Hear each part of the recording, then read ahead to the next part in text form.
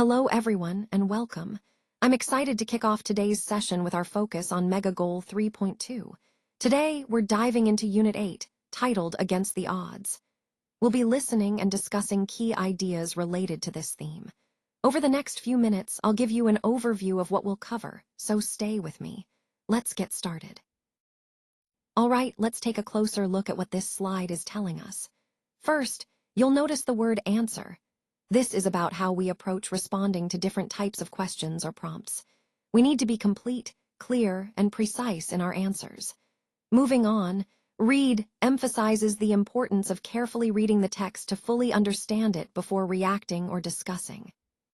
Discuss is about engaging with the material, sharing ideas, asking questions, and deepening our comprehension together.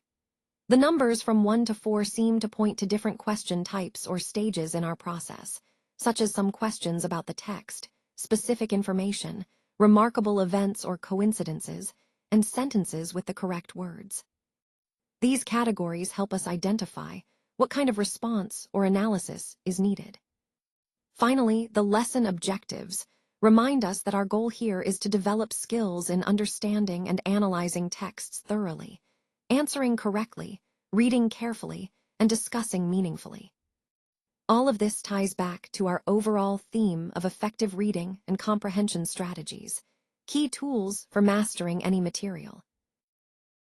So, what does this title really mean? Well, it's about overcoming obstacles and pushing through difficulties. It refers to situations where, despite facing a lot of challenges, something still happens or succeeds. It's like when you're told something is impossible, but then you prove everyone wrong and make it happen anyway. This concept is really important because it reminds us that perseverance can lead to success even in the toughest circumstances. As we move through this presentation, keep in mind that resilience and determination are key themes. No matter how hard things get, success is still possible. So let's focus on Saudi Arabia in 2020. Did any Middle Eastern country take on the G20 presidency that year? No, they didn't. But the G20 itself includes a diverse group of countries.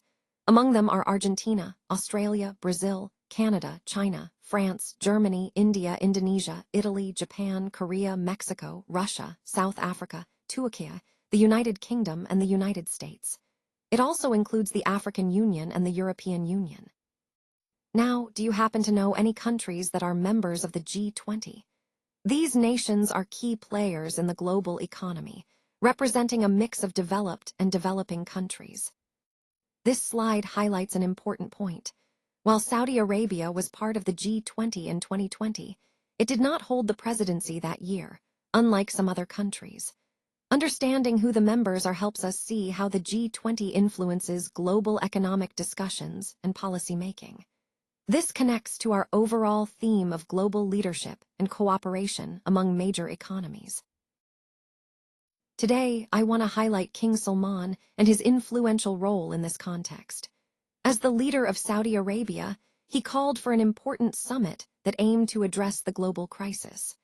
This summit was a response to the rapidly spreading COVID-19 pandemic, which had a profound impact worldwide. What's particularly significant is what happened soon after Saudi Arabia took over the G20 presidency for 2020. Under King Salman's leadership, the G20 quickly mobilized to coordinate a global response to the pandemic.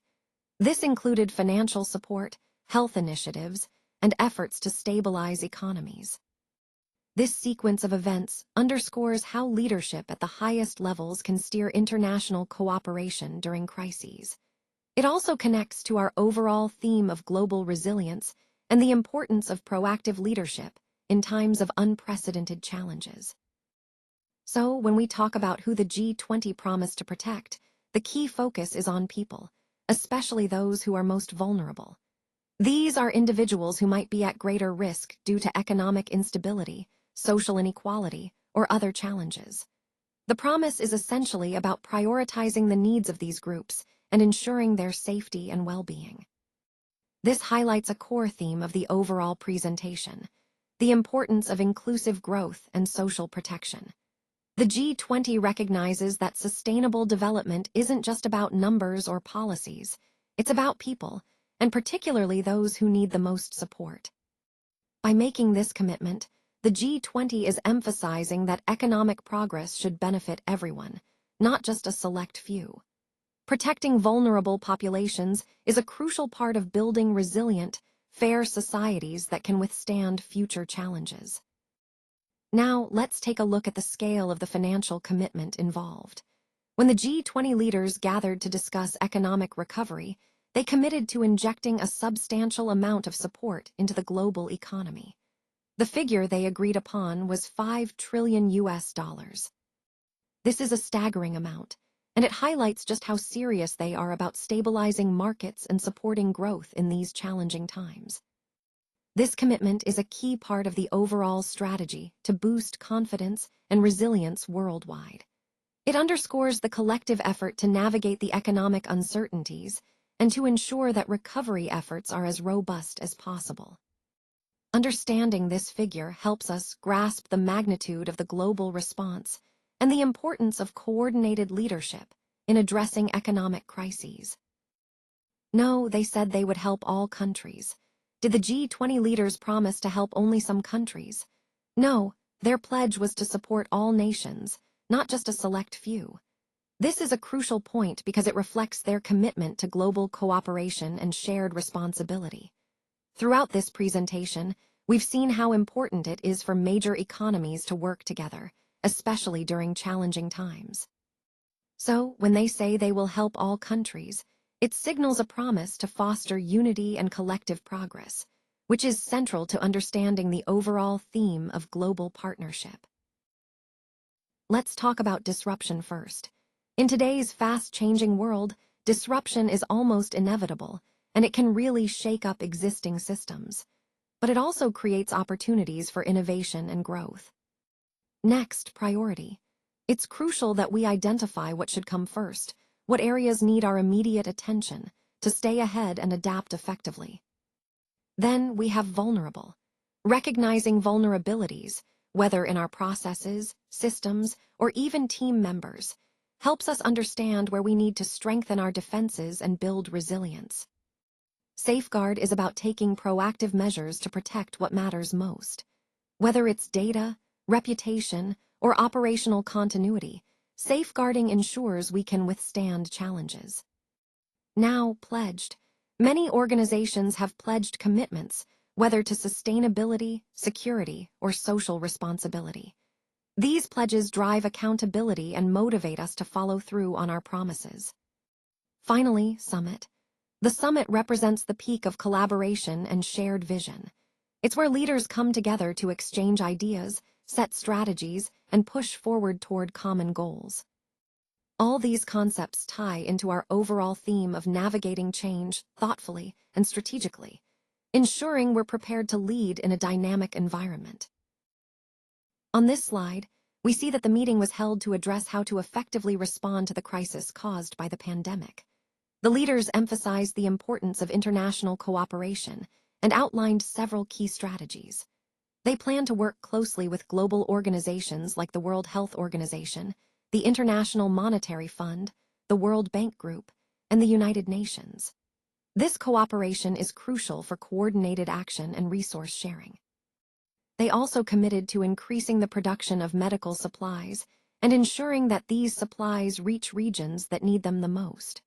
The goal is to make these supplies available at affordable prices and as quickly as possible, because time is of the essence in a crisis like this. Another critical point is maintaining the smooth flow of essential goods, such as medical supplies, agricultural products, and other vital services, across borders.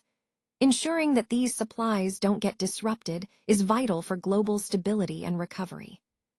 Finally, the leaders highlighted their focus on supporting developing and least developed countries.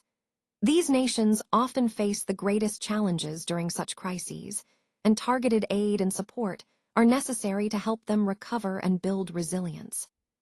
Overall, this slide underscores the importance of global solidarity and coordinated efforts in overcoming the pandemic's challenges, aligning with the overall theme of collective action for a better recovery. This slide doesn't contain enough information, That's why we're moving to the next slide.